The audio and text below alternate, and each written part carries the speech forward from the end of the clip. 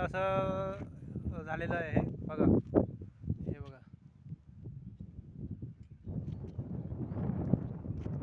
वातावरणात एकदम गारवा आहे, गारवा आहे वातावरणात. शांत आहे वातावरण. बघा कसं वातावरण झालेलं आहे. आत्ताच जस्ट पाऊस येऊन गेला आणि त्यात आता हे वातावरण बघा कसं वाटतं तुम्हाला, किती सुंदर वाटते बघा. आता पावसाची सुरुवाती झालेली आहे.